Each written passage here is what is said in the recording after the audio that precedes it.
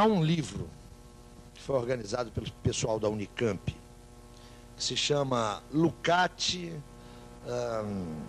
um Galileu do século XX, onde há vários textos de alguns estudiosos de Lukács, nem todos lucasianos, mas tem um texto do Sérgio Lessa, um texto do Carlos Nelson, um texto do Wolfgang Leomar, um pequeno texto meu, e mais, é uma coletânea. Isso é resultado de um seminário que foi realizado na Unicamp em 1993, organizado pelo Ricardo Antunes e por uma professora cujo nome falta. Não, era uma professora, Cristina, Valquíria Rego. Eles organizaram um seminário para comemorar a passagem dos 70 anos de publicação de um texto do Lukács, que é um texto muito conhecido, muito famoso, História e Consciência de Classe. Nesse seminário, armou-se uma belíssima polêmica que envolveu todo mundo, acerca de uma posição que o Carlos Nelson levantou e que está no texto dele, e que ele reiteradamente vem defendendo. A posição do Carlos Nelson é a seguinte: que a obra do Lukács é absolutamente fundamental, que a ontologia é absolutamente fundamental, mas que as concepções que estão contidas na ontologia, essa é a minha interpretação do texto do Carlos Nelson, né? E creio que é uma interpretação correta, mas de qualquer jeito vocês dão uma olhada lá, está feita a referência, para ver se eu não estou introduzindo um viés qualquer. Mas a sustentação do Carlos Nelson é o seguinte: é que as concepções do Lukács na ontologia, atenção a isso, na ontologia, abrem pouco espaço para pensar a política.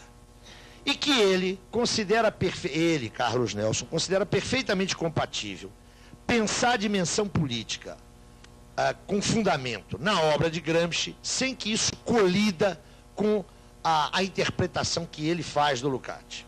Quando Carlos Nelson disse isso, foi uma confusão dos diabos. Sérgio Lessa na mesa pulou, esbravejou, estava lá no público o Paulo... Como é que é o nome? O Paulo Arantes, que também pulou, disse não é nada disso. Eu meti o meu pitaco na conversa e, na verdade, creio que todos nós estamos pensando nisso de maneira mais ou menos assistemática. A posição do Carlos Nelson é conhecida. A posição do Sérgio, e está aqui uma representante da posição do Sérgio, se eu não for muito fiel, ô Cristina, você me corrija. A posição do Sérgio é a seguinte: é que é possível desdobrar a partir da ontologia, lá da ontologia, não uma teoria política, mas lineamentos que permitam pensar a política, e, segundo o Sérgio, numa perspectiva mais clara, mais expressa, mais especificamente revolucionária. Não são duas posições que não estão fechadas. Me parece que o Sérgio vem estudando isso e não tem uma posição conclusiva. Carlos Nelson também levanta isso de um ponto de vista mais alusivo, mais sugestivo do que qualquer outra coisa. Olha, eu tenho muita dificuldade de avançar nesse debate. E digo por quê. A dimensão da ontologia, com os problemas que ela tem, porque tem, da ontologia no sentido da obra lucasiana, é uma dimensão de extrema magnitude. É uma obra que tem sido muito pouco estudada. É curioso que essa obra, que é uma obra monumental, não tenha, e há razões para isso, né, razões ligadas à cultura do nosso tempo, ao quadro sociopolítico hoje imperante, é uma obra que não teve a repercussão que merece. E os estudiosos, quase sempre, têm se prendido às dimensões, eu diria, mais universais do debate posto por Lukács. Isso significa que eu penso que a ontologia ainda é uma grande desconhecida. Há muito que explorar, há muito que desenvolver, há muito que aprofundar. O fato de eu afirmar que ela não tem a repercussão que ela merece não significa que já não haja uma massa crítica, um conjunto de estudos extremamente significativos no Brasil, na Itália, na Alemanha, sobretudo. A mim me parece que é perfeitamente possível perfeitamente possível, você extrair, desenvolver da arquitetura do Lukács, da ontologia, elementos fundamentais para pensar política. Isso me parece, sob esse ponto de vista, eu acho que a posição do Sérgio é uma posição bastante sólida, bastante fundada. Agora, isso é só o princípio, porque isso ainda não foi feito. Correto? Esse é o primeiro ponto da tua questão. O segundo é a tua, eu acho que ela é legítima, afirmação, ou sugestão, ou alusão de que, por um lado, você vai para um caminho reformista, por outro lado, você vai para uma outra via. Eu tomaria um certo cuidado com isso, pelo seguinte. Há muitos anos atrás, eu defendia uma posição que hoje eu tomo cuidado com ela. A posição que eu defendia era a seguinte. De uma certa posição teórica, deriva necessariamente uma certa orientação política. Me parece que é um pouco a sua posição, ou pelo menos um pouco a sua hipótese. Eu hoje já não sustento mais isso. Vamos ver se a gente se esclarece. Eu estou convencido que posições teóricas sempre têm implicações políticas. Isso para mim é indiscutível. Mas não é para mim indiscutível que uma posição teórica leve a uma orientação política. Tá claro? Então eu vou repetir. Uma primeira postura é a seguinte. Uma concepção teórica tem implicação política e dela deriva necessariamente uma orientação política. Eu já defendi isso durante muito tempo. A outra é a seguinte. Toda posição teórica tem implicações políticas, mas dela não deriva necessariamente uma orientação política. Eu não vou esclarecer a primeira, porque a sua, parece que a sua, já foi a minha. Eu vou esclarecer essa minha postura de hoje.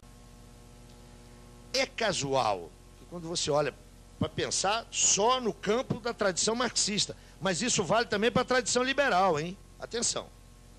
É casual que ao longo de um século de debate marxista, toda uma série de coincidências teóricas não se tenha refletido em coincidências políticas.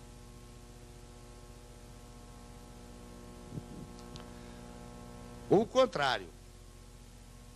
A análise que Lenin faz do imperialismo não é a análise de Rosa. Não é. Diferente. E, no entanto, eles tinham uma absoluta coincidência teórica acerca do caráter da revolução na Europa Ocidental. Tiveram divergências acerca de como modelar a estrutura política da Rússia soviética, divergências bastante conhecidas, né? A posição acerca da Assembleia Constituinte, etc. Mas a concepção de processo revolucionário era a mesma. Notem, partindo de uma interpretação do capitalismo monopolista que era muito diferente. E o contrário a gente observa. Vejam a crise de 68 na Europa e nomeadamente na França.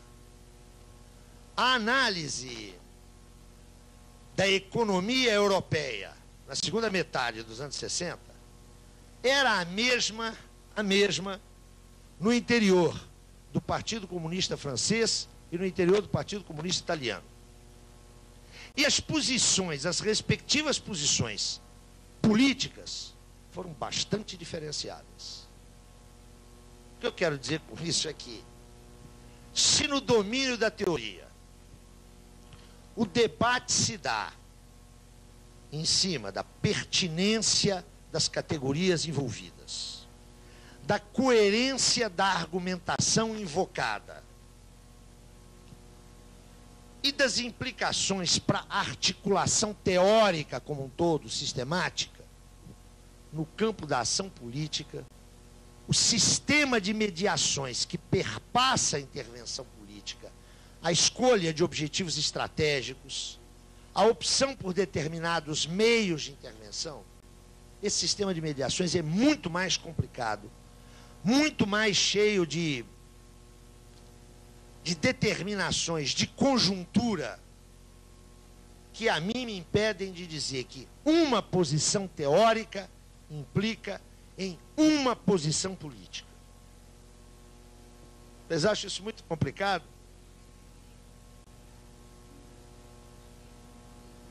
Eu não diria para justificar, eu diria para explicar. Atenção, justificar não, mas para explicar. E é um elemento factual. Atenção, note. E é um elemento factual. Eu posso não gostar disso, mas ele é factual. Vamos dar uma paradinha aqui. Eu acho que trazer à discussão isso nos ajuda a pensar um bocado de coisas. Não sei se vários de vocês estavam naquele encontro que foi feito naquele auditório enorme aí anteontem, onde eu fiz uma ligeira intervenção e a gente conversou.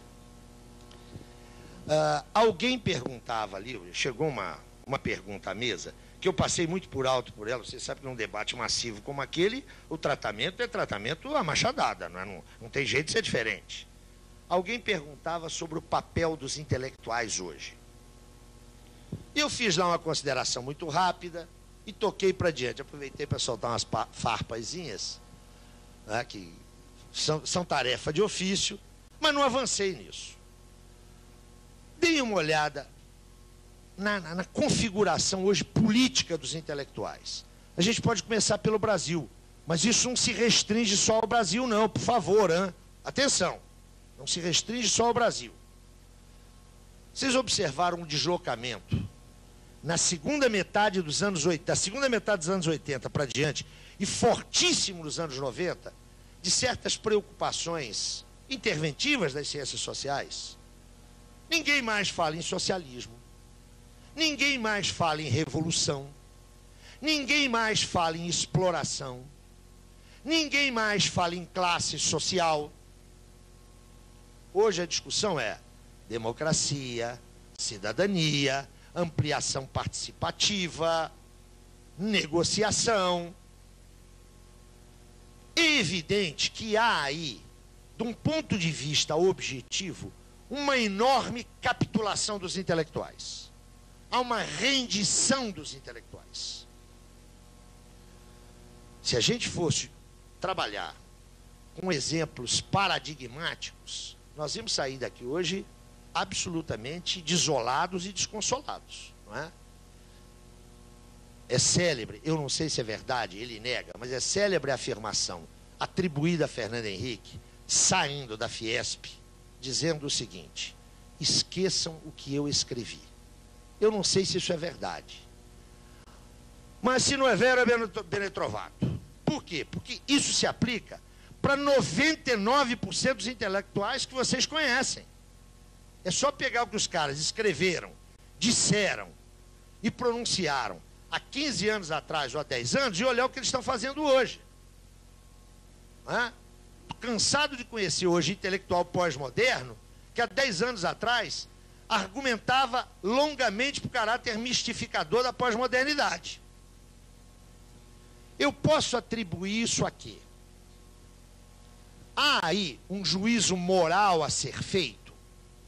A mim me parece que em casos, por exemplo, casos de pessoas que eu conheço, eu não tenho dúvida nenhuma em dizer, esse pessoal se corrompeu, se degradou. Mas esse juízo moral não resolve. Sabe por que não resolve? Porque não foi um caso, não foram 2 casos, não foram 3. Esse é um movimento muito mais amplo. Eu posso, portanto, conservar o meu juízo moral, mas ele não é explicativo. Eu preferiria pensar, em termos de uma análise mais ampla, que essa capitulação, que merece esse juízo moral, ele expressa um processo histórico mais de fundo, que não se esgota na biografia, nem na psicologia dos personagens. Esse giro dos intelectuais responde a um movimento histórico que esse sim deve ser analisado. Por que eu estou trazendo isso à colação? Porque é evidente que não me traz conforto nenhum como modestíssimo pensador, né, que procura ajudar aí o desenvolvimento da tradição marxista. Não me traz consolo nenhum, não me traz prazer nenhum ver companheiros que deram uma contribuição significativa, inclusive, mudarem de lado.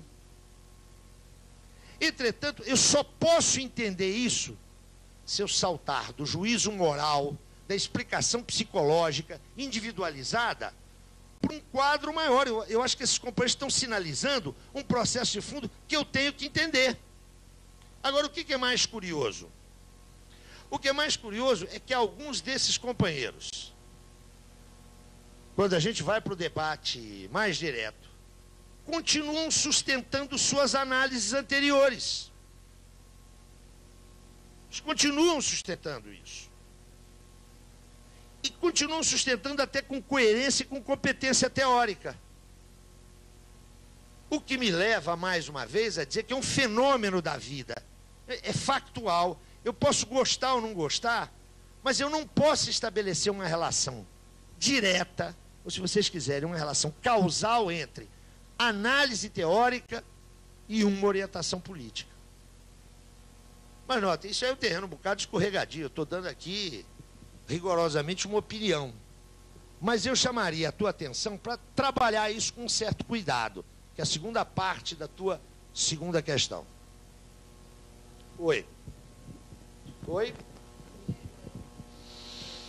Não, eu não diria que é ecletismo, porque isso não se reproduz no domínio teórico. O que nós podíamos chamar é o seguinte: há uma inconsequência, uma incoerência, né, entre o quadro de referência, a conclusão analítica e a forma de intervenção. Eu disse, mas veja, Guga, eu não tenho dúvida disso. Agora, quando você vai argumentar com... Deixa eu usar um exemplo bem duro aqui. É o exemplo de um pensador brasileiro importante, né? Com quem eu me encontrava 2 anos atrás. É um cara que, durante 6 anos, não abriu a boca para falar do governo Fernando Henrique. Não abriu a boca. E é um sujeito que tem audiência pública. Eu me encontrei com ele, fomos jantar isso no Rio Grande. Eu disse, mas cara, você está de boca calada, não está falando nada. Ele me disse, mas eu estou achando ótimo isso aí. Esse processo de abertura da economia brasileira destruiu completamente essa nossa burguesia rasteira, mesquinha, e aí falou tudo aquilo que eu penso da burguesia brasileira. Disse, mas rapaz, esse troço tem implicações aí, políticas, em termos, por exemplo, de soberania, que são muito complicadas. Ele disse, olha, quanto mais liquidar esses caras, melhor. Estamos discutindo a política de abertura de mercados. Tem que quebrar esses caras mesmo. Como é que é isso? E esse cara não está ganhando dinheiro, não foi cooptado. É uma posição. Esse cara está convencido que há um bloqueio tal na sociedade brasileira, um bloqueio no sentido de como fazer com que as demandas populares, da grande massa da população, se reflitam no quadro decisório, no quadro de decisão, que o cara acha que tem que quebrar mesmo. Eu acho que isso é um equívoco. Eu acho que no fundo disso tudo, sabe o que está? A revolução no Brasil. E para não ter dúvida do que é a revolução, né? É a quebra do monopólio oligárquico da terra, tudo que ela implica. É um processo muito difícil. É muito difícil. Quem acha que mudanças radicais na sociedade brasileira vão acontecer amanhã, às 8h30, está com o pé na lua. Eu acho que há um mecanismo geracional muito forte, está vinculado às gerações. O cara passa a vida inteira querendo quebrar essa estrutura de poder que está aí. Consegue muito pouco. Há uma rendição do ponto de vista interventivo. Vocês conhecem a ideologia do entrismo? Quem falava muito nisso era o Maurício Trachtenberg. Ganha aqui para a prefeitura municipal uma frente progressista, né? Essa coisa ampla, onde todos nós nos reconhecemos. Aí o cara que está na frente dessa coligação chama 3 ou 4 intelectuais de esquerda e diz, olha, venham trabalhar comigo. Vocês conhecem os limites, mas sabem o que podem fazer. E esses 3 ou 4 caras justificam a sua entrada. Não, alguém vai ocupar esse espaço. Vamos entrar e tentar comer a instituição por dentro. Olha, a gente pode achar que isso é uma ilusão, pode achar que isso é um equívoco, mas isso acontece.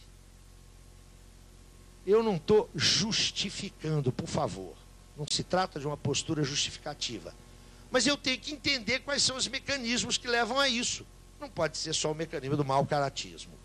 Ainda que o mau caratismo exista.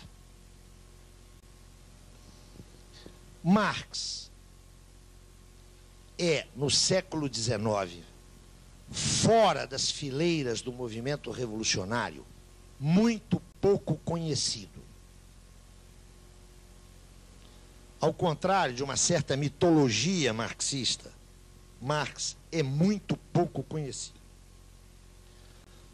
Do ponto de vista de influência sobre o movimento operário, influência real, as ideias de Marx só começam a incidir no período da Segunda Internacional. Vocês se lembram que Marx, juntamente com Engels e outros protagonistas do movimento operário, criam, em 1864, a Associação Internacional dos Trabalhadores. Esse é seu nome oficial.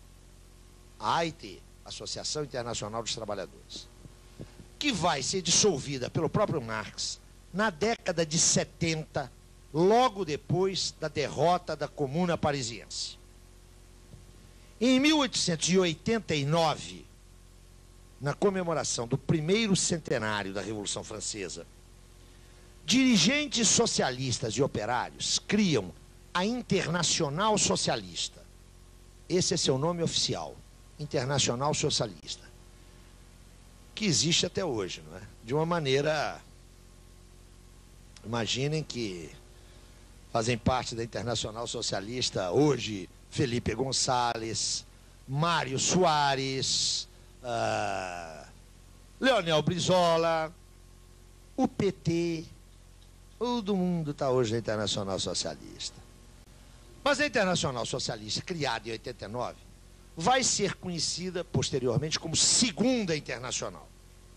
Ela viverá uma crise grave a partir de 1914, e em 1919, em Moscou, os bolcheviques criam a Internacional Comunista, que vai ser conhecida como Terceira Internacional, da qual, num processo de fratura, na polêmica entre Stalin e Trotsky, dessa polêmica vai surgir, criada por Trotsky em 1938, já no exílio, a Quarta Internacional, que continua a existir, tem existência, meus amigos trotskistas, que aliás são muitos, que me desculpem, mas ela tem uma existência residual, embora tenha um forte impacto intelectual.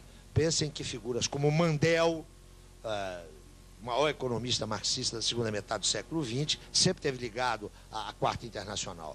Um brasileiro muito conhecido, que vive na França, que é Michel Lévy, também tem ligações com a Quarta Internacional. As ideias de Marx começam a chegar no movimento operário pela mediação da Segunda Internacional. É a Segunda Internacional que leva Marx, de fato, para o conhecimento das massas operárias. Para vocês terem uma ideia do isolamento de Marx antes da Segunda Internacional, basta relatar o seguinte fato. Marx morre em Londres em 1883. Os jornais ingleses só noticiam a morte de Marx 3 dias depois, e da seguinte maneira: chega um telegrama de Paris dizendo o seguinte: nesta capital, ou seja, Paris, repercutiu muito a morte, há dias atrás, do pensador e revolucionário alemão Karl Marx, residente em Londres. Dá para ter uma ideia do isolamento de Marx? Mesmo no século XX, até a Segunda Guerra Mundial, a tradição de Marx não entrava nas universidades. O pensamento marxista não se constituiu academicamente. Quando é que Marx começa a ser tratado como um grande pensador? é no âmbito da Segunda Internacional. Caramba, isso não escreve mais.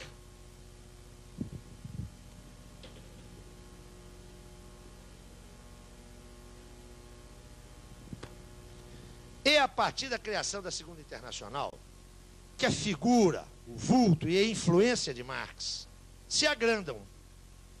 A Segunda Internacional é de 89. Aqui, ó, por volta de 1881, começa a circular a palavra marxismo. Já lhes relatei aqui que o surgimento da palavra e o que ela significava irritaram profundamente a Marx. Tudo indica que o criador dessa palavra, não há estudos etimológicos rigorosos, mas tudo indica que tenha sido Kautsky, que, como vocês sabem, foi um dos grandes dirigentes da Segunda Internacional. O fato é que o pensamento da Segunda Internacional,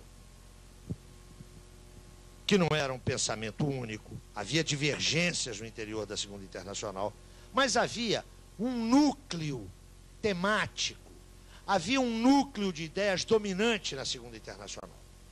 Esse núcleo de ideias concebia esta coisa aqui como uma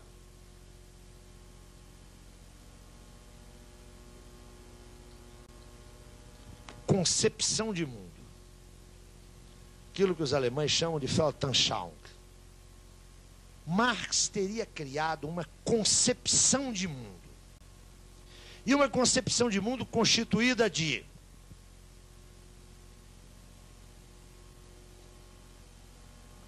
uma ideologia, um conjunto de valores, um verdadeiro ethos que caracterizaria o universo cultural proletário e socialista. Por isso, ontem eu perdi um bocado de tempo para chamar a atenção que o conceito de ideologia, lá na obra de 45, 46, é um conceito crítico negativo. Isso aqui é outra acepção da palavra ideologia. Marx e Engels teriam criado uma concepção de mundo constituída, por uma ideologia, uma visão de mundo através de valores determinados. A ideologia socialista, a ideologia comunista ou a ideologia proletária.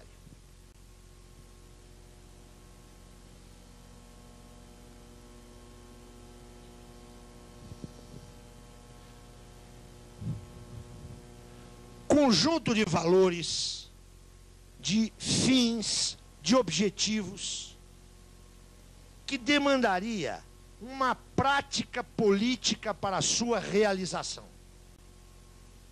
Essa prática política estaria vinculada a quê? A uma determinada ideia de revolução, a uma determinada ideia do poder político no processo pós-revolucionário.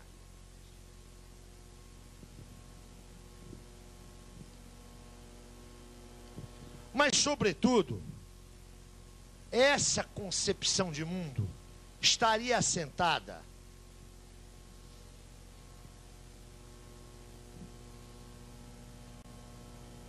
numa filosofia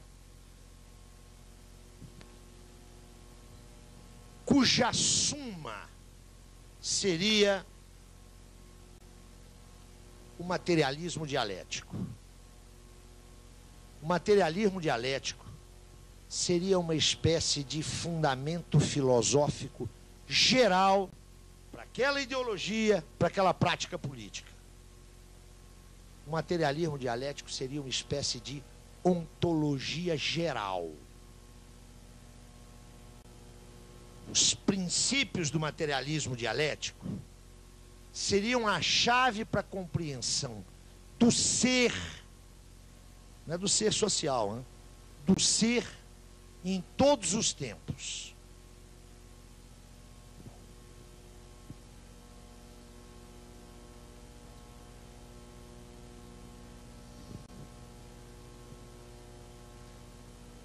acoplado a esse materialismo dialético,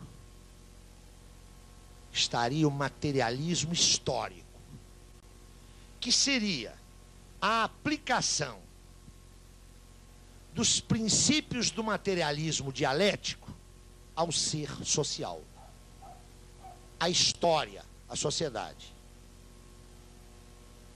Também como uma chave de explicação de todas as sociedades.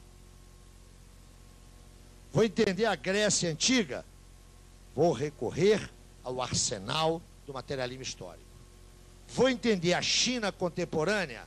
Eu tenho no materialismo histórico uma grade que orienta a minha análise.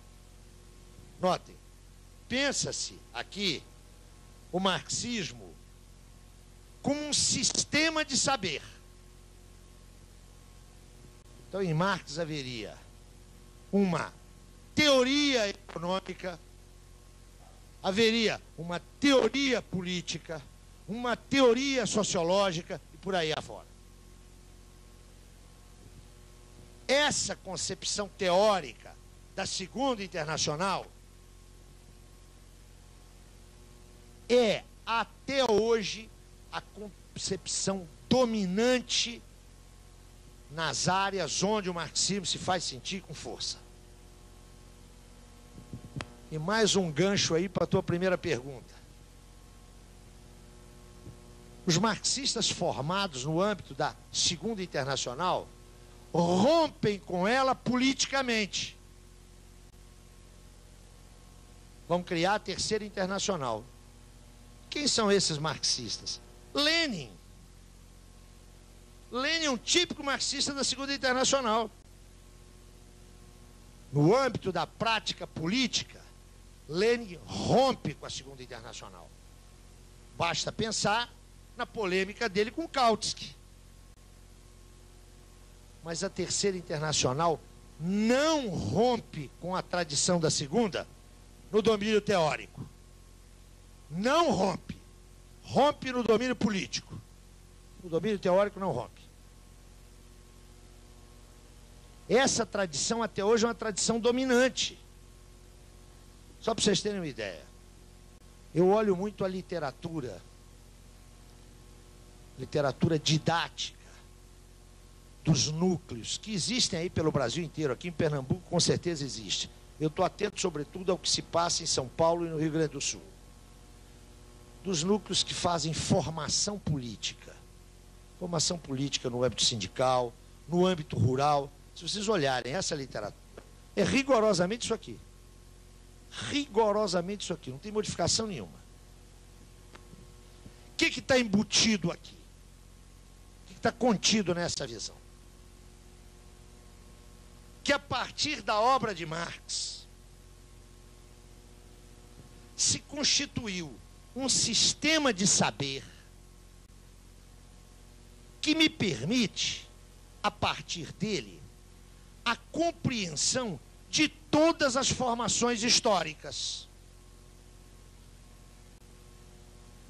Aqui há uma universalidade no seguinte sentido: essa chave heurística, essa concepção de teoria, que por sua vez implica uma concepção de sociedade, de cultura, de história, essa concepção é válida atemporalmente.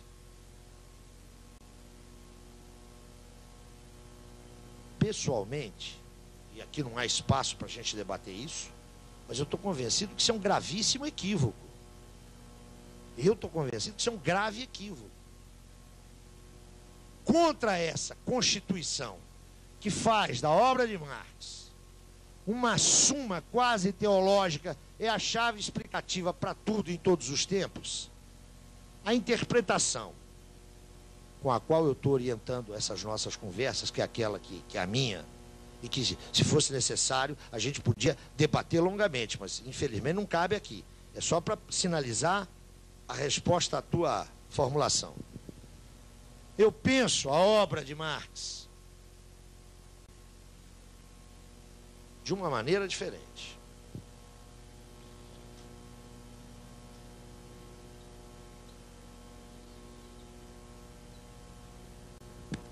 penso que Marx constrói uma teoria social. E uma teoria naquele sentido lá, que a gente já viu. Como nós determinamos também o objeto de Marx, a ordem burguesa, lembram-se? O que Marx me oferece a mim é uma teoria social do mundo modelado e comandado pelo capital. É isso que Marx me dá. Entretanto, bom, e nesse sentido, atenção, nesse sentido, as categorias marxianas são absolutamente universais. Universais no âmbito do mundo do capital. Está claro? Com isso, meus amigos, eu estou dizendo o seguinte: sabe quando é que Marx vai ser superado? Quando o mundo do capital for uma lembrança na memória da humanidade. Aí Marx vai para o museu. É universal no marco do mundo do capital. Está claro? Mas é óbvio que Marx não constrói isso a partir do nada. Nós lembramos aqui que Marx faz recorrências às sociedades pré-capitalistas para poder compreender a emersão da sociedade capitalista. Marx faz, poucas é verdade, mas faz, projeções para além do capitalismo. É que a construção dessa teoria social, que eu insisto, na minha modesta ótica, só vale para compreender o mundo do capital. A construção dessa teoria supõe um conjunto de conhecimentos que não pode, se quiser dar sustentação sólida a essa teoria, que não pode fazer referência apenas ao mundo do capital. Por exemplo, quando Marx situa o trabalho como suporte do processo de constituição e desenvolvimento da socialidade, do ser social, ele está se ancorando, se apoiando numa formulação que não é válida só para o mundo do capital. E assim outras que estão contidas lá no debate lá dos manuscritos de 44. Estas assertivas, estas afirmações, estas determinações, elas não estão restritas ao mundo do capital. Se você quiser, eu não diria que elas têm uma universalidade maior, mas elas percorrem, elas são transhistóricas, notem, não são nem supra nem ahistóricas, estão encharcadas de história, mas elas são determinações que acompanham e se desenvolvem nas diferentes épocas históricas. Neste sentido, é evidente que há determinações descobertas por Marx que transcendem largamente o marco do mundo do capital. Sem elas, teria sido impossível elaborar o conhecimento do mundo do capital. E seguramente, não sei se é possível falar isso, mas eu ainda me atrevo, seguramente elas se manterão como determinações, se forem verdadeiras, como determinações da socialidade para muito além do mundo do capital. Vou dar um exemplo, né? A noção do homem como ser objetivo. Isso não diz respeito ao mundo do capital. Isso diz respeito à estrutura antropológica humana. Em qualquer sociedade, qualquer que seja ela, haverá o trabalho. Qualquer sociedade. Note, essa determinação é uma determinação, eu diria, transhistórica. Né? Ela percorre a história, porque ela é fundamento da história. Né? Nela assenta a própria possibilidade da história se constituir, se desenvolver, se realizar. Então eu diria que nós devemos distinguir esses dois níveis. É uma forma de, primeiro, encontrar um caminho alternativo para essa visão aqui que me parece insustentável. Né? Embora seja até hoje a visão dominante. Só para vocês terem uma ideia, a gente já falou aqui várias vezes de Lukács, né? Numa das suas obras mais importantes, que é a Estética, no prefácio que ele faz em 62 ou 63, Lukács continua trabalhando com essa noção aqui, ó, de materialismo dialético e de materialismo histórico. Está lá. Nós não estamos falando um pé rapado, nós estamos falando de Lukács. Esse caminho aqui me parece atender à compreensão dos limites da teoria social marxiana. Os limites dessa teoria são do mundo capital, os seus fundamentos não. O ser social é específico. E onde é que está a especificidade dele? Ele implica teleologia, sem a qual o trabalho é impensável. E quem fala em trabalho e teleologia fala em liberdade. Essas duas categorias, teleologia e liberdade, só existem no ser social. E, portanto, Lukács vai problematizar toda a tradição marxista que vem lá do Engels, da relação entre dialética da natureza e dialética da sociedade. Não é? O que o materialismo dialético supõe? Que você tem processos de mesma natureza cortando o conjunto do ser. Olha, se o Lukács sustenta que é só no ser social que você tem a possibilidade da teleologia e da liberdade, como é que eu tenho a mesma dialética operando na sociedade e na natureza? Eu acho que isso é um problema. Mas olha, nós não vamos resolver, nem eu, nem você, nem todos nós vamos resolver isso. Isso aí é uma polêmica, meu nego, que já fez correr rios de tinta e vai fazer correr outros tantos. Evidentemente não é uma polêmica secundária, não é? Tem implicações inclusive políticas, mas que a gente não pode avançar aqui. De qualquer jeito, me pareceram que as tuas questões eram de interesse geral, na medida em que permitem, inclusive, clarificar um pouco mais o tipo de direção que eu dou às minhas exposições, que é essa aqui e não essa aqui. Eu vou colocar um problema para vocês, um pequeno problema. Eu não vou resolver não, hein? Mas só para mostrar como é que a gente tem que se mover com muito cuidado. Um dos mais importantes críticos literários ingleses deste século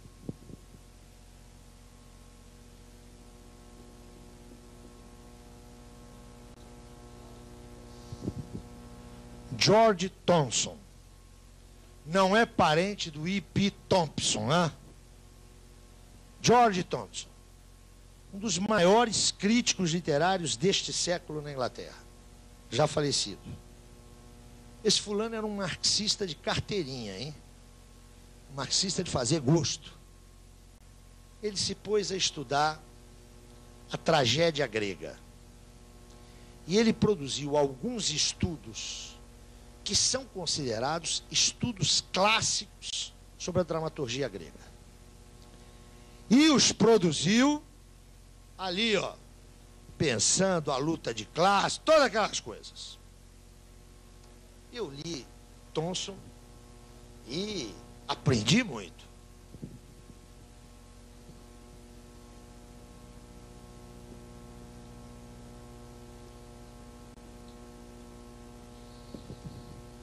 Depois me bateu nas mãos um livro que eu recomendo a todos vocês, tem uma boa tradução aqui no Brasil.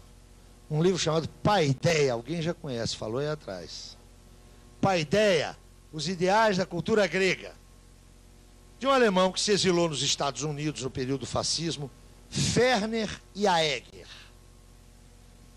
Esse cara era um acadêmico.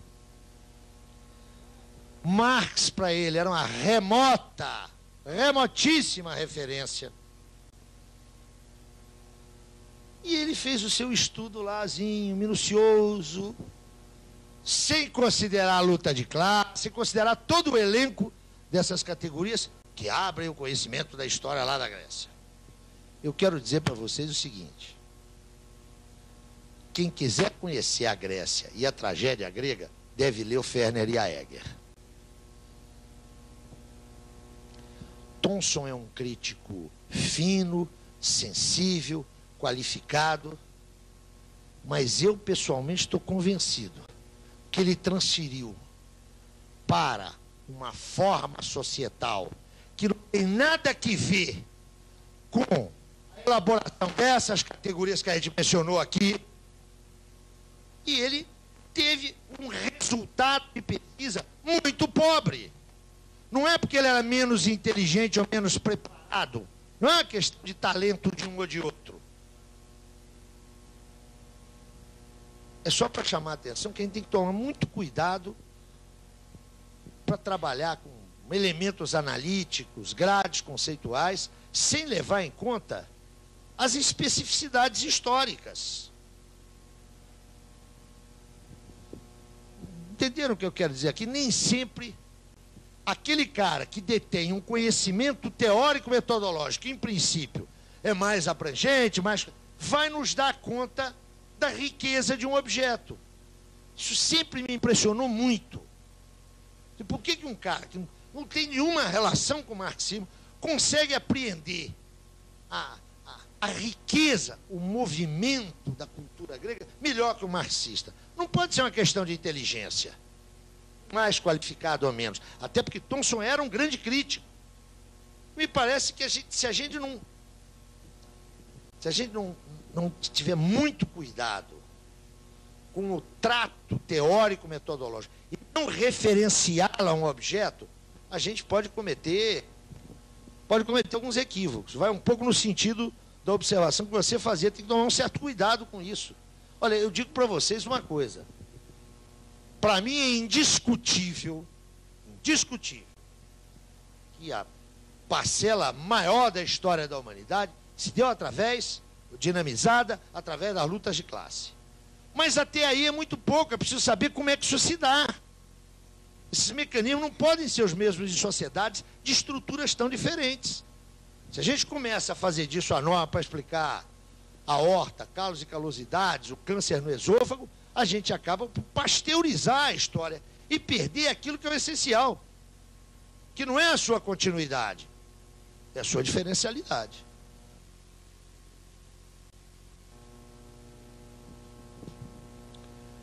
Marx vai para Londres, se estabelece em Londres e vai viver a pior década da sua vida. Os anos 50 são anos de uma miserabilidade, de um pauperismo quase absoluto. Eu fiz menção a isso naquele esforço biográfico que eu expus para vocês, creio que na segunda-feira. Não vou voltar a isso, apenas sinalizei a solidão intelectual de Marx, as dificílimas condições de vida em que ele se moveu, a sua família, até porque Engels também vai para a Inglaterra em 50, mas de 50 a 70, Engels ficará trabalhando na empresa familiar em Manchester. A partir dos anos 60, Engels pode dar uma contribuição maior ao orçamento de Marx, da família Marx, e nos anos 70 a vida de Marx se estabiliza e ele tem até, digamos, um certo conforto material. Inclusive porque consegue negociar com seu tio na Holanda a pequena, porém para ele significativa, parte do patrimônio familiar que seu pai houvera deixado. Os anos 50, todavia, no meio dessa miséria absoluta, foram anos fundamentais para a continuidade dos estudos de Marx. Derrotada a Revolução, em 1851-52, Marx dissolve a Liga dos Comunistas. Aquela liga, que adquire esse nome lá em 47, para a qual ele e Engels redigem o Manifesto do Partido Comunista, e que tem um protagonismo significativo no processo revolucionário de 48, essa liga é dissolvida em finais de 1851, princípios de 1852. Marx passa a se dedicar exclusivamente aos seus estudos. Ele vai publicar bastante nessa década, mas serão publicações pouco significativas do ponto de vista teórico.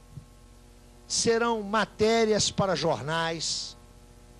É preciso que vocês situem os jornais dessa época, né? Não tinha o caráter dos jornais de hoje, até pela lentidão das comunicações comparativamente a hoje.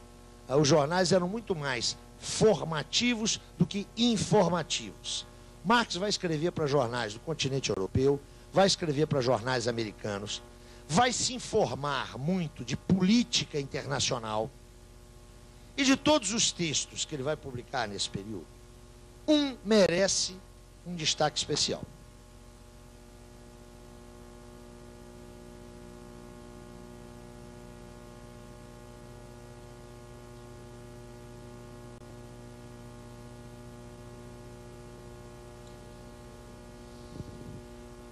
É um texto bastante conhecido, intitulado O 18 Brumário de Luiz Bonaparte. Eu vou fazer referência a esse texto em função do arcabouço analítico que ele traz. Vamos aos fatos.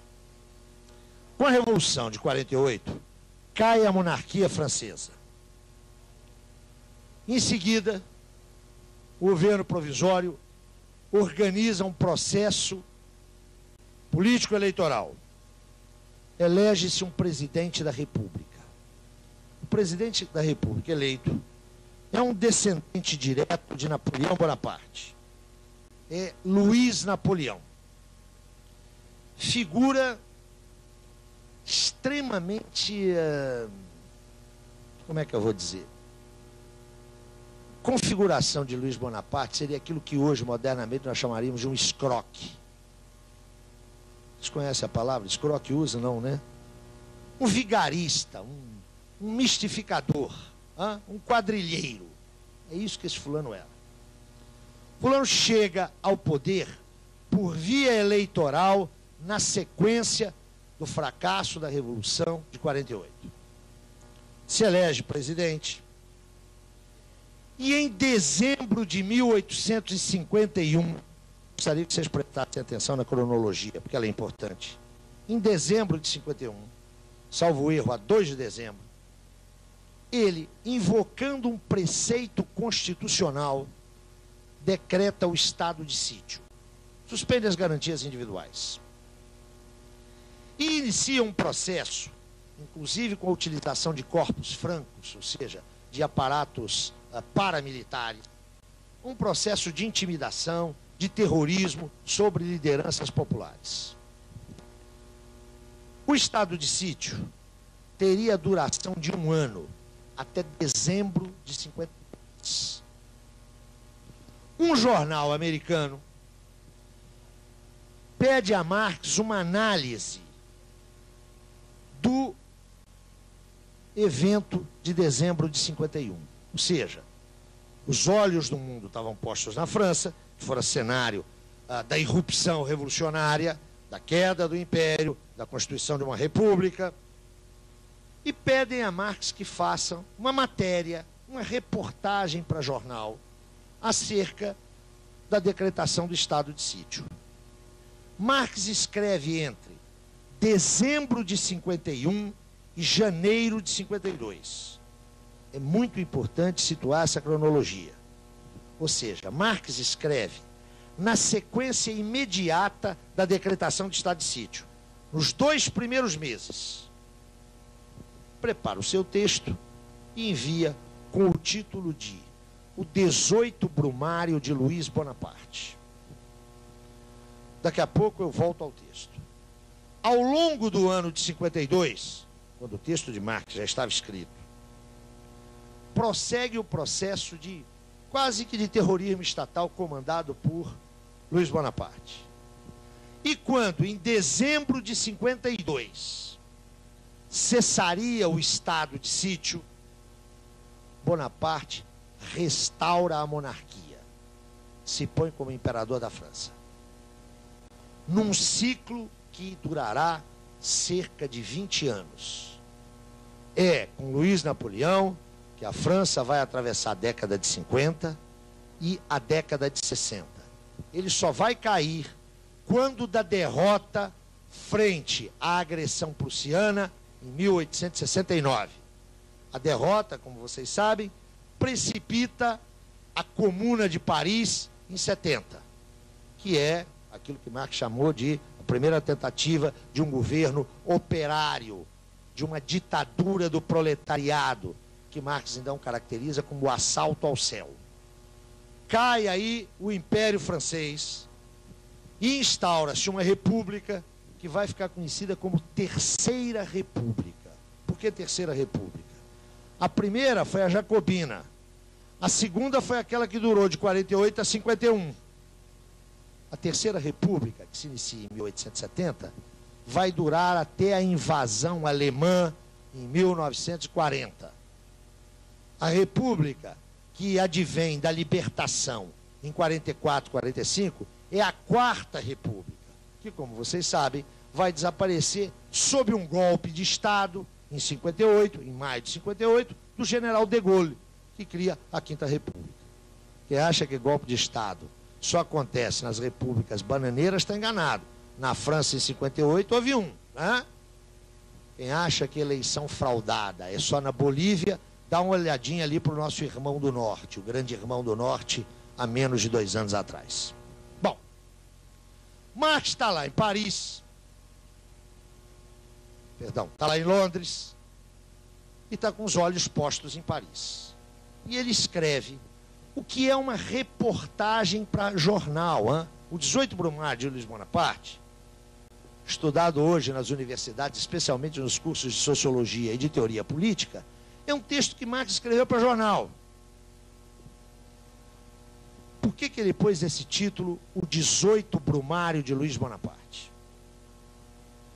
Vocês sabem que a Revolução Francesa, no seu período de auge, do seu período jacobino, trocou inclusive os nomes dos meses.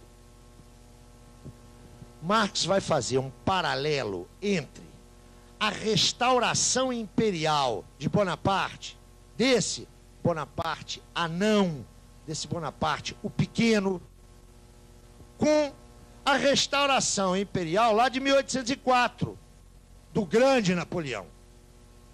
Mas notem que coisa curiosa. O 18 Brumário começa com uma paráfrase de Hegel. É ali que Marx retoma aquela paráfrase, faz a paráfrase hegeliana. A história acontece 2 vezes. A primeira como tragédia, a segunda como farsa. Ele vai tratar Luiz Napoleão, comparativamente ao velho Napoleão, como a segunda versão da história, mas não mais trágica, e agora farsante. Mas atenção, Marx está escrevendo, atenção para isso, Marx está escrevendo em dezembro de 51, janeiro de 52. O golpe que vai restaurar é lá de dezembro de 52, está claro? Marx está escrevendo antes da restauração. Eu estou enfatizando isso porque o texto de Marx antecipa o que vai acontecer. E não antecipa porque Marx tem uma bolinha de cristal, ou porque ele tem uma ligação mediúnica com quem lê o futuro. O texto é uma análise primorosa, do fracasso da Revolução de 48 e de como este fracasso redunda na eleição, notem, um processo eleitoral daquilo que era o espírito anti-48. Marx quer entender o seguinte: como é que aquilo que era a negação do que a França exigia, mais exatamente, do que os trabalhadores, as camadas populares e mesmo a pequena burguesia francesa exigiam, como é que isso pode, após um processo tão traumático, triunfar legalmente? Para fazer isso, primeiro Marx recorre a uma analogia com a grande revolução de 1789. Esse texto, são parênteses, esse texto é um texto delicioso, maravilhoso. Marx é, antes de tudo, um grande estilista, mas ele oferece uma dificuldade para quem não conhece a história. A compreensão desse texto demanda o conhecimento da Revolução Francesa. Claro, Marx pode fazer isso porque ele está há 50 anos só dela, né? A memória da Revolução está muito fresca quando ele está escrevendo. Quem for ler esse texto, que é um texto que eu recomendo enfaticamente, um texto belíssimo, lembre-se que tem essa pequena dificuldade. Não é que o texto de Marx é difícil, o texto é cristalino, meridiano. A dificuldade está nas nossas informações históricas. O problema não é de Marx. Por favor, não responsabilizem o velhinho alemão. Voltemos. Marx faz a análise do fracasso da Revolução de 48, mas, sobretudo, faz uma análise primorosa da estrutura de classes na França. É um exemplo, eu diria um exemplo paradigmático de como fazer análise de conjuntura. Aquele Marx que estava identificando no modo de produção capitalista duas classes fundamentais, quando se põe a fazer análise concreta, de situações concretas, mostra toda a sua sensibilidade, a sua finura, a sua capacidade analítica. Ele desmonta a estrutura de classes francesa, mostra a sua composição com 5 classes, traz à tona os interesses contraditórios, alguns conflituais, outros antagônicos, desse conjunto de classes. E mostra, muito especialmente, como Luiz Bonaparte, que era um déclassé, foi capaz de, num momento de crise social não resolvida, colocar-se como uma alternativa para uma determinada classe social. A alternativa para a grande burguesia financeira. Mas se apresentando não como seu candidato, mas recolhendo os seus votos entre aquela base social que Marx vai caracterizar como extremamente reacionária, que é a massa camponesa. Esse texto, que é um exemplo de finura analítica, tem uma peculiaridade. É que, analisando apenas a decretação do estado de sítio, que Marx considera um golpe de Estado, ele aponta para 2 elementos fundamentais. Primeiro elemento: como é que pode haver uma hipertrofia do executivo num marco que é constitucional, instaurando uma ditadura do executivo. E instaurando uma ditadura que, embora aparentemente não atendendo aos interesses específicos de nenhuma das classes, traz um déclassé, um desclassificado no sentido duplo, hein? Desclassificado político, mas ao mesmo tempo déclassé, que não representa organicamente nenhuma das classes em presença, mas faz dele o homem que é aceito por todos. Mais tarde isso vai ser chamado de bonapartismo, não é? Mas o que é importante nesse texto de Marx é que, fazendo uma análise de conjuntura a quente, no calor da hora, ele termina o texto de uma maneira genial. Ele termina dizendo o seguinte, é o último parágrafo do texto. Se Luiz Bonaparte, o anão, deitar sobre os seus ombros o manto imperial, o busto de Bonaparte, o grande, que está lá no alto da coluna Vendôme, esse busto vai cair. O que Marx quer dizer com isso? Esse texto é escrito, concluído em janeiro de 52. Se Luiz Napoleão restaura a monarquia, é a última vez que a monarquia tem chance na França. A do Napoleão, o grande, vai cair da coluna. Marx escreve isso em 52, janeiro.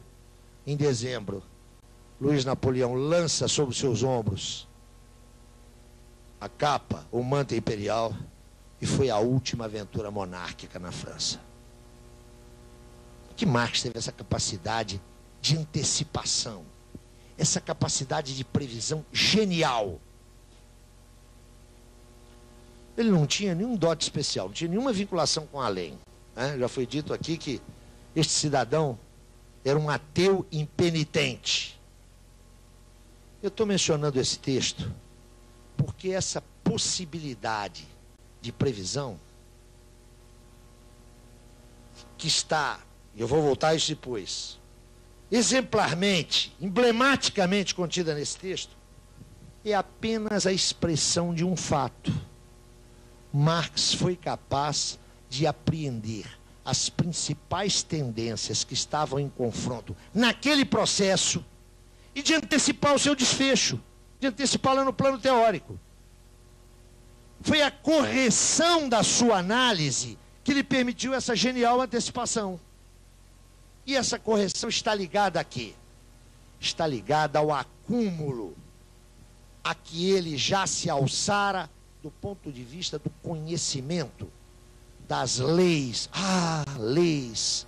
É um positivista, é um naturalista. Tem nada disso. Das leis que regem o funcionamento da sociedade capitalista. Leis que não têm o caráter de leis físicas, que são apenas tendências, não mais que tendências. E quem fala em tendência, fala em contratendência, fala em possibilidade de intervenção humana. Marx já chegara a um conhecimento da dinâmica capitalista e tinha uma tal percepção política rigorosa, arguta, porque pensava a política como expressão de interesses de classes e franjas de classes. É isso que lhe permitiu essa antecipação genial. Eu recomendaria enfaticamente esse texto a vocês, né? Quando todo mundo diz que assistente social, e o público aqui é majoritariamente assistente social, assistente social precisa fazer análise de conjuntura, em vez de ficar dando aula de análise de conjuntura, pega esse texto e o estuda. É um texto belíssimo. É nesse texto que estão aquelas duas passagens famosíssimas, não é? A primeira que é essa, que é uma paráfrase de Hegel, a história como a tragédia, como farsa, e aquela outra. Fundamental, eu diria que é o próprio coração da política de Marx. Os homens fazem a sua história, mas não a fazem em condições que escolhem. Atenção para isso, hein? Os homens fazem a sua história, ou seja, são autores da história, mas não fazem a história em condições que eles mesmos escolhem.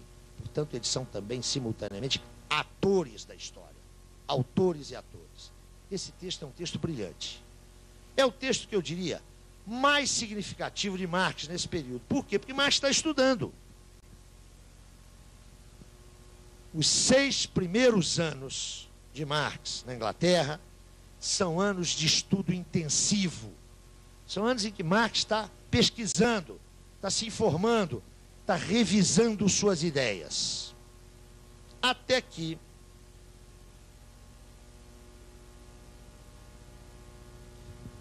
no ano da graça de Nosso Senhor Jesus Cristo, de 1856, ele, que está acompanhando a conjuntura mundial, está com o olho posto lá na Índia. O que está acontecendo com a colonização britânica na Índia? Está acompanhando os conflitos na Espanha. Está de olho na América Latina. Ontem, a propósito de uma questão que foi a sua, dizíamos como é que Marx estava informado. E, ao mesmo tempo, como é que às vezes ele também estava mal informado. Aqui, ó, em 56, observando o ciclo periódico capitalista, Marx observa que é iminente uma crise econômica de proporções continentais. E observa mais, que esta crise abre as possibilidades para a retomada do protagonismo revolucionário. É retomada mesmo.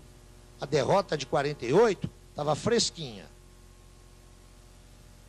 Ele se dispõe, então, aqui, ó, em 56, antecipando a crise que viria e que acabou por vir, ele se dispõe a buscar uma sistematização dos seus estudos. Escreve ele a Engels: a crise se avizinha, teremos uma ofensiva, um novo afluxo do movimento operário, e é necessário socializar os conhecimentos que nós temos sobre o modo de produção capitalista. Como é que funciona essa sociedade? Olha lá o fundamento do manifesto. Não basta um programa revolucionário, é preciso fundamentá-lo teoricamente. Diz Marx: agora, mais do que nunca, eu preciso de publicar o meu livro. Que meu livro é esse? Desde 47, desde a publicação da Miséria da Filosofia, Marx está anunciando aos seus amigos e a alguns editores que ele está quase acabando de produzir uma crítica da economia política. Desde 47 ele vem anunciando isso, hein? Está lá no meio da Revolução, ele diz: estou escrevendo a crítica da economia política. Em 1851, ele firma um contrato com o editor e diz que dentro de meses entregará o manuscrito. Esse manuscrito vai demorar 20 anos para sair, hein? 20. Aqui, ó, esse tempo todo ele está dizendo: estou trabalhando na minha crítica da economia política. E estava. Atenção, estava. Só que o parto não foi, a gestação não foi de 9 meses, foi de 20 anos. Em 56, ele disse: agora eu vou escrever o meu livro. E agora ele se põe a escrever.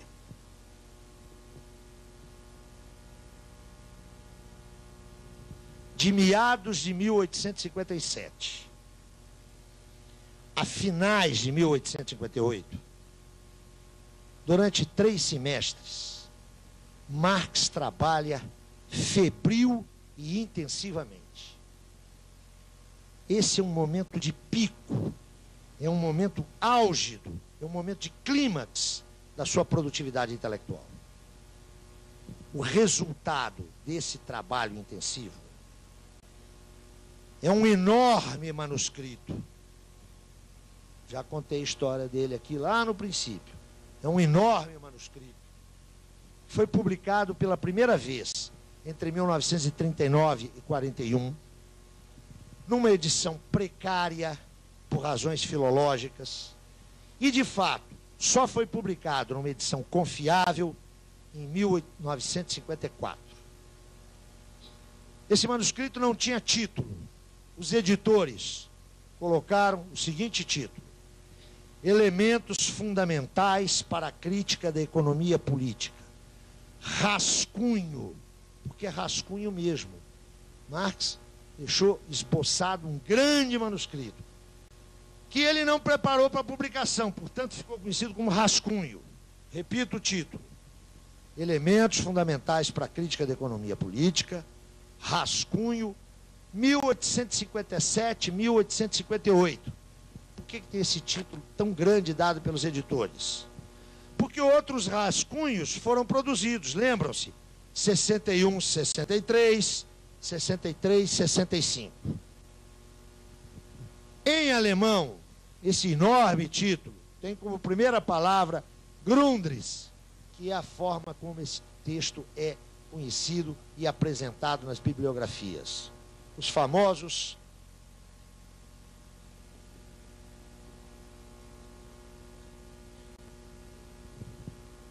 Grundrisse. Esse material marca, e esse é o ponto que tem que ficar fixado aqui hoje, nesse segundo tempo do nosso trabalho, marca um momento fundamental na reflexão marxiana. Notem que, em termos de livro, Marx ficou silente por 12 anos. O último livro foi A Miséria da Filosofia. Ele publicou muita coisa, hein? Publicou intensivamente, mas livro é só o que vai sair aqui em 1859, com o título de Para a Crítica da Economia Política. Conforme algumas traduções que circulam no Brasil e em Portugal, Contribuição à Crítica da Economia Política. Mesmo livro. É um livro editado e publicado em 1859. Mas o Marx avisa: isso que eu estou dando à luz, isso que eu estou publicando, estou trazendo ao público, ainda não é a minha crítica da economia política. Daí o título, Para a Crítica da Economia Política. É apenas uma resenha, um resumo dos resultados a que tenho chegado até agora. Aguarde o leitor para breve a publicação da minha crítica da economia política. Este texto aqui contém algumas das conclusões a que Marx chegara nos manuscritos de 57 e 58. Mas atenção, esse texto é um pequeno livro, muito pequeno, que apenas esboça alguns desenvolvimentos desse material aqui. O que está nesse material? Vocês se lembram de 1843, manuscrito de Kreuzner? Espero que lembram, foi só terça-feira. A memória de você não pode ser tão ruim assim. Marx está dando um balanço no que fez e no que tem que fazer na vida, né? Terminou lá sua graduação em filosofia, foi ter experiência jornalística, quebrou a cara, está indo para a França, está interessado em política. Eu quero entender o Estado que está aí. Vai lá no Hegel que diz, olha, o Estado é o princípio de fundamentação racional da sociedade civil. Marx, influenciado lá pelo nosso amigo Feuerbach, diz nada disso. Isso é aquela mesma inversão que o Hegel fez lá atrás. Essa inversão está aqui. Para entender o Estado, eu tenho que compreender a sociedade civil. Ponto. Não sabe avançar além disso. Vai para Paris, encontra-se com três figuras, o movimento operário socialista, Engels, a economia política, saca que é por aí, diz, olha, eu tenho que compreender a sociedade civil e vou compreendê-la através da crítica da economia política. E começa a estudar a economia política. Lá em 43, 44. Tem toda a experiência intelectual e política que eu tentei recapturar de maneira muito esquemática aqui nessas nossas conversas. Aqui, ó, eu tenho a conclusão desses 15 anos de pesquisa. Nesses manuscritos, o que Marx faz é a síntese crítica de todo o seu percurso. De todo o seu percurso. E com um diálogo intensivo com os clássicos da economia política. Esse enorme manuscrito, em termos de páginas impressas, cerca de 1.300 páginas impressas, 1.400. Esse enorme manuscrito é a síntese de toda a sua investigação. Neste sentido, atenção, esses manuscritos são um ponto de chegada. É aqui, ó, a que Marx se alça como resultado da sua intervenção política, da sua prática revolucionária e da sua investigação teórica. Aqui está a síntese do seu trabalho. Notem vocês que o nosso amigo Marx está com 40 anos de idade. Não é? Nasceu em 1818. Do ponto de vista biográfico, isso aí assinala a maturidade intelectual de Marx. Os 10 anos seguintes vão configurar o apogeu da sua elaboração intelectual. Os anos que vão de 57 a 67 são os anos mais criativos, mais geniais de Marx. Esse período aí, entre 57 e 1867, vocês já sabem que em 1867, enfim, ele cumpre a sua promessa, ele publica a sua crítica da economia política, né? É o Capital 1, mas notem que ele também cumpriu só parcialmente a promessa, só saiu o Capital 1. Esses 10 anos são o arco temporal onde Marx realiza as suas mais geniais descobertas. Sob esse aspecto, notem, esses manuscritos são o ponto de chegada de Marx. Aqui, ó, depois de quase 15 anos de pesquisa, o cara diz, eu sei isso. Mas atenção, eles são um ponto de partida. É a partir daqui que Marx vai reencetar a sua análise do desenvolvimento capitalista. Aqui, ó, além da síntese crítica, está o programa que vai dar no Capital. Aqui está o programa que vai dar na pesquisa do Capital. Dá para perceber a longa elaboração teórico-metodológica de Marx? É só aqui, ó, como resultado da continuidade da sua pesquisa, mas também de abandonos, de mudanças, de rotas diferenciadas. É só aqui que ele estará em condições de enfrentar aquela esfinge que ele já vinha enfrentando desde 43, 44. Eu brincava aqui com vocês. Marx não ficou 1 mês, 10 anos dentro do Museu Britânico, se indagando, como é que eu vou estudar o capitalismo? Não. Ele estudou durante quase 15 anos, acumulou, errou, retificou, revisou, refundiu, corrigiu. E agora ele diz, vou escrever a minha crítica da economia política. E ele recomeça o seu exame. Agora dá para ele apresentar categorias, não dá?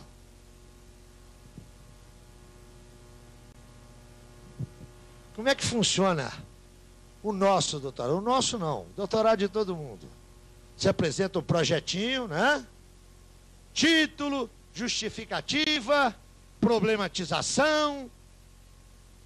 E aí, procedimentos metodológicos. Quais categorias você vai utilizar? Ora, se eu tivesse categorias, eu já conhecia o objeto. A não ser que eu vou aplicar categorias, não é? Eu tenho um monte de categorias ali no armário, olho o objeto, vou lá e tiro e meto a etiqueta. Eu chamaria a atenção, porque deste texto, eu selecionei uma parte que é exatamente a introdução, para que vocês lessem. Se vocês observarem essa introdução, está ali um projeto de pesquisa. O sujeito se sentou, a partir da decisão de 56, e escreveu aquela introdução. Se lembram como é que começa a introdução? Já deviam ter lido, hein? O ponto de partida é, naturalmente, a produção material. O objeto é a produção material. Lembram-se disso? Lá adiante ele vai falar as categorias. A categoria trabalho. É claro que ele pode falar sobre isso. Porque ele não está pegando uma categoria e está aplicando. É resultado disso aqui, ó. 43, 44, 1857, 58. É aqui, em 1857, 58, que Marx está prontinho para escrever. Prontinho uma ova, né? Escrever esse conjunto de manuscritos, mais os de 61, 63, os de 63, 65, e aí começou a preparar o primeiro tomo do Capital, que sai em 67.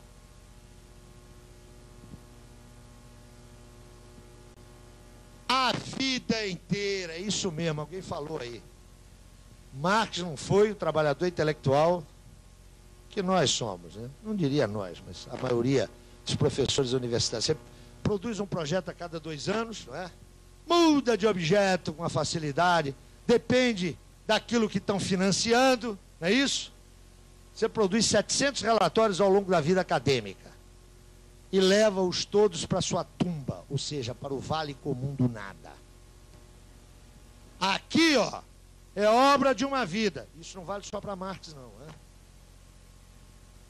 O grande pesquisador é aquele, repito, que tem uma pergunta que o persegue a vida inteira. O grande pesquisador no Brasil é Caio Prado Júnior. O grande pesquisador é o Florestan. O grande pesquisador é o Nelson Werneck Sodré. Agora, aquela última tese, que foi defendida com muito sucesso ali no campus ao lado da Marginal Pinheiros, e que vai virar seguramente um êxito editorial da Companhia das Letras, a gente vai esquecer dela daqui a 6 meses. Se alguma coisa ficar desses dias, dessas horas que passamos juntos, não sei se vou rever vocês aí pelas esquinas do mundo, que fique só uma coisa. O que caracteriza o intelectual é saber distinguir o adjetivo do substantivo. Para conhecer o Brasil, provavelmente aí não precisa ler nenhuma tese universitária, mas tem que ler Euclides da Cunha. Sabe? Tem que ir na fonte, tem que ir naquele que pegou a questão essencial. Mas é mais importante estudar as representações sociais da pobreza, vocês não acham? Não é legal isso? Como é que os sujeitos estão percepcionando a sua miséria? Adoro estudar a representação social. Proponho até que façamos o estudo da representação social do pão. E depois que a gente concluir o relatório, a gente pega essa representação aí e dá para o cara comer. Não é? O sujeito come a representação do pão e outras coisas mais. Aqui, ó, eu tenho o produto de uma vida, mas que é um ponto de chegada e também um ponto de partida. Aqui, Marx está a caminho do Capital. Os manuscritos de 61 e 63, 63 e 65 e o Capital 1 vão ser a objetivação. Fundamentalmente o Capital 1 será uma objetivação desse trabalho aí.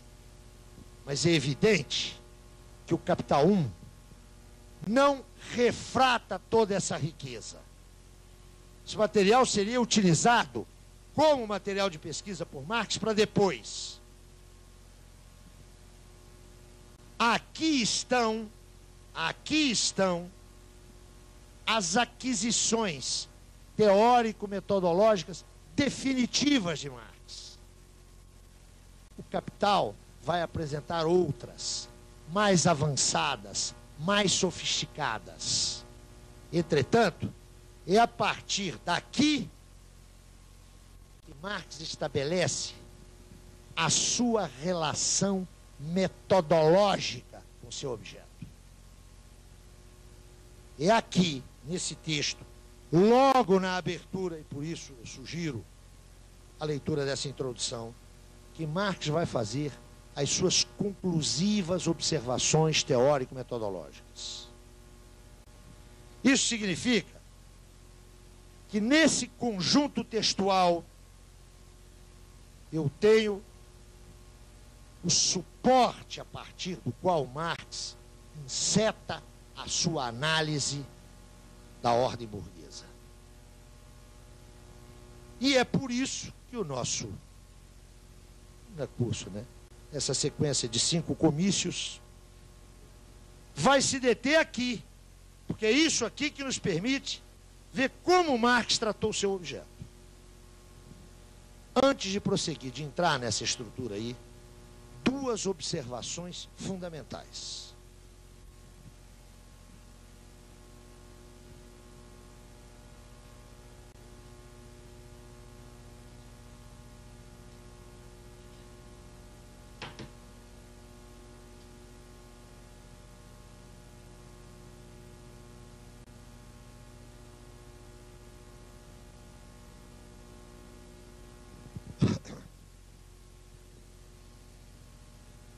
Eu disse aqui,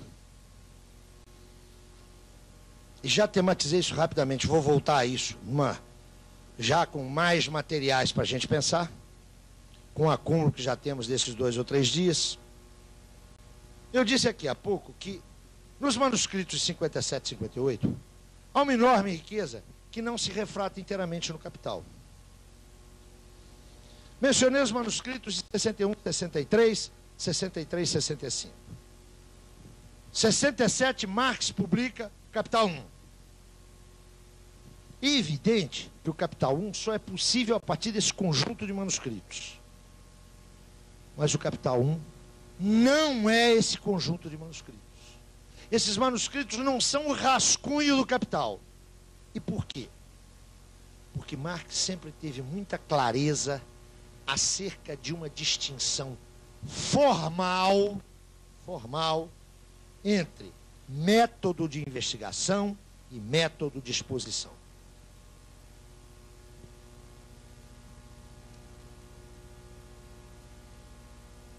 Quem tem prática de orientação, de dissertação e de tese, sabe, ou pelo menos devia saber, como essa distinção é essencial. Eu vou passar esse elemento prático acadêmico logo em seguida. Marx dizia o seguinte: o método de investigação não é o método de exposição, do ponto de vista formal. Por quê? Diz Marx, quando eu estou investigando, eu quero me apropriar do meu objeto. Claro que eu quero me apropriar do meu objeto. O que é teoria para Marx? Reprodução ideal do momento. O sujeito quer se apropriar das determinações do objeto. Eu quero aprender essas determinações. aprender a sua estrutura. Eu quero aprender o seu movimento. Eu quero aprender o seu modo de ser. Que eu não sei. Será que é isso mesmo?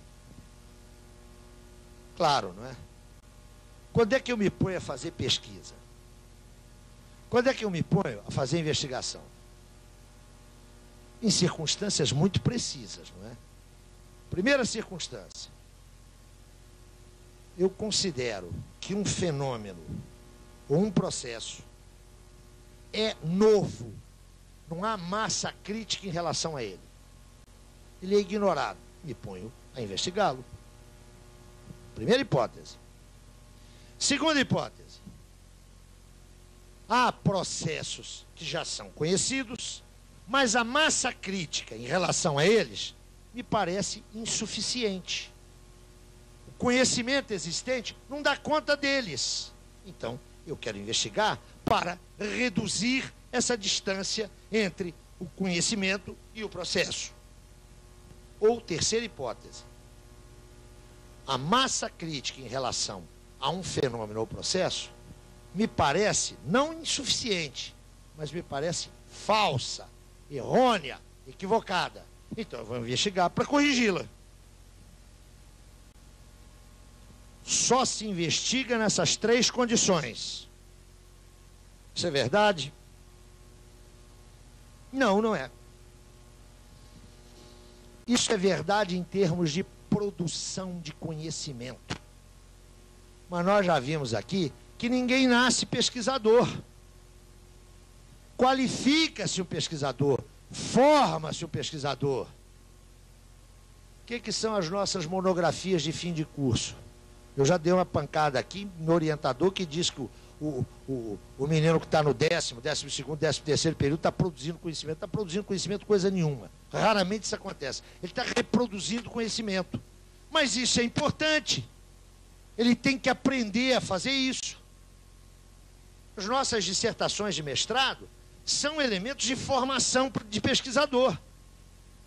Ele já devia ser um pesquisador no doutorado, não é? Não confundam, por favor, a investigação a que eu estou me referindo aqui, que é a investigação para produção de conhecimento, e é dessa que Marx trata, e essa investigação que se faz na universidade, não é? Que a gente sabe como é que ela é feita. A gente descobre a roda, o papel, a pólvora, chega-se às vezes até a bússola, o que é um passo extraordinário. Marx dirá: eu vou investigar porque considero ou que o objeto não está suficientemente conhecido, ou que o objeto é novo, ou que os conhecimentos sobre ele não são apenas insuficientes, mas são mistificadores. Neste momento, eu mobilizo conhecimentos existentes, e daí a importância, nós já falamos aqui, da cultura do investigador. Investigador ignorante, pesquisa pobre ou reiterativa. Eu vou mobilizar os conhecimentos existentes, eu vou confrontá-los com o objeto. Eu vou tratar de apreender o movimento do objeto. Para poder, olha lá a teoria, para poder refigurá-lo idealmente. Esse é o processo de investigação. Marx passou 15 anos fazendo isso. Vai registrar isso naqueles manuscritos ali de 57 e 58. Outra coisa é a exposição. Quando eu vou redigir o meu livro, quando eu vou redigir a minha tese, quando eu vou redigir o meu ensaio, eu tenho um ponto de partida que é inteiramente diferente. Eu já tenho a investigação feita. O meu ponto de partida, na exposição, na redação, já é o resultado da investigação. Ora, formalmente, esses processos são distintos. Ponto de partida aqui, ó, é a pergunta. O ponto de partida aqui é a resposta que eu já tenho. Está clara essa distinção? É por isso que a riqueza dos manuscritos de 57 e 58 não aparece como tal em nenhum dos textos que Marx publica. Até porque aqui, ó, é o registro da pesquisa, da investigação. Aqui há pistas, há indicações, há sugestões que ele não explora, que ele não aprofunda, que ele deixa de lado. Lá o Capital não. O Capital 1, ele mesmo disse, o Capital é um todo artístico. Pode mudar um capítulo daqueles. Aqui, o estatuto desses textos é outro. Eu quero insistir muito nisso aqui, viu, meus amigos? Os manuscritos de Marx são importantíssimos. E não é por acaso que eu estou chegando naquilo que eu espero que seja o anticlímax desse curso, ou desses 5 comícios, me detendo num manuscrito. Agora, por favor, é preciso tomar cuidado com o estatuto que a gente confira a esses manuscritos.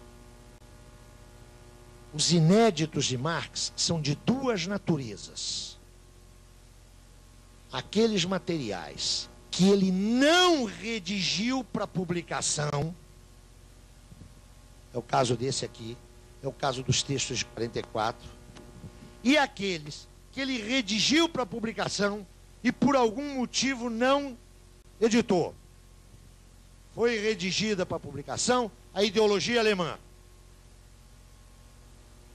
Mas Engels mesmo esclarece. Nós achamos que não tínhamos que lutar pela publicação desse texto, por um acerto de contas conosco. E a gente precisava de se auto-esclarecer. Feito isso, pau na máquina. É evidente que o estatuto de um texto daquele não é o mesmo estatuto desse. Mas há mais. Há textos que foram redigidos para a publicação e Marx não os quis publicar. É o caso de um texto que hoje faz as delícias dos assistentes sociais, que é o famoso capítulo 6º inédito do Capital. Marx preparou o texto para publicação. Pronto para publicação. E não o publicou, podendo fazê-lo. Por que ele tomou essa decisão? Isso não significa que nós não atentemos para os manuscritos e os inéditos. É claro que eles são importantes. Por isso que eu estou me detendo nesse texto aqui. Ele é importantíssimo. Mas, por favor, eles não podem ser tratados com o mesmo estatuto. Há que considerar que ninguém melhor do que o próprio Marx pode falar sobre sua obra.